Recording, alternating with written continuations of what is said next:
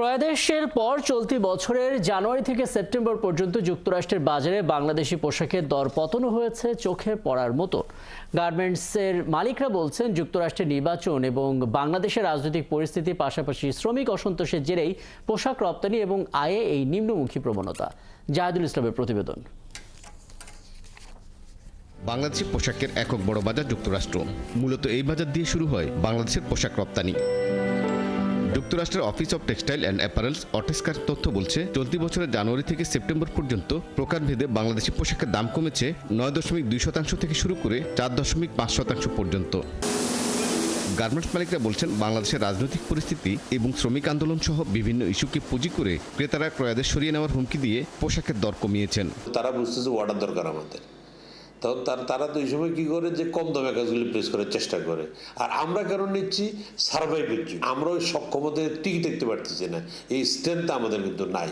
কারণ আমাদের maximum ফ্যাক্টরিগুলি, maximum না, অলমোস্ট 97-98% ফ্যাক্টরি কিন্তু লোনের মাধ্যমে ব্যাংকের সহায়তায় আমরা ব্যবসা করি। বিশ্লেষকরা বলছেন, যুক্তরাষ্ট্রের নির্বাচন এবং মূল্যস্ফীতির কারণেও বাংলাদেশের পোশাকের ক্রয়াদেশ এবং দাম দুটোই কমেছে। ইউএস বাজারে রাজনৈতিক অনিশ্চয়তার একটা প্রেক্ষাপট ছিল নির্বাচন কেন্দ্র করে, সে কারণে ভোক্তা পর্যায়ে পণ্য ক্রয়ের ক্ষেত্রে কিছুটা হলেও স্রোতগতি ছিল। ডিসকাউন্ট গিয়েছে প্রচুর, স্টক লট হয়েছে প্রচুর, এবং সে কারণে আমাদের বায়াররা যখন পণ্য নিয়েছে তারা কিন্তু তুলনামূলকভাবে কিছুটা কম দামেই পণ্য এখান থেকে নিয়েছেন। তবে গার্মেন্টস খাতের নেতারা বলছেন, যুক্তরাষ্ট্রের নির্বাচন পরবর্তী ক্রয়াদেশ এবং মূল্য কিছুটা বাড়ার ইঙ্গিত পাওয়া যাচ্ছে। সেপ্টেম্বর পর্যন্ত নেগেটিভ থাকলেও আমি যেটা দেখেছি যে অক্টোবর থেকে এটা কিন্তু আবার একটা রিকভারি প্ল্যানিং দেখাচ্ছে।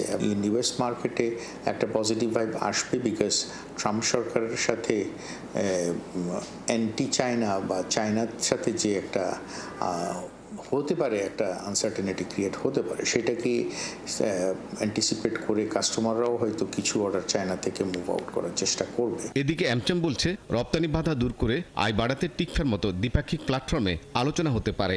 আমাদের ঘর আমাদেরই গোছাতে হবে, এটা হলো হচ্ছে বড় কথা। আমাদের ইকোনমিক ডিপ্লোমেসিটা ঠিক মতো করতে হবে, যেটা আসলে আমরা করি নাই।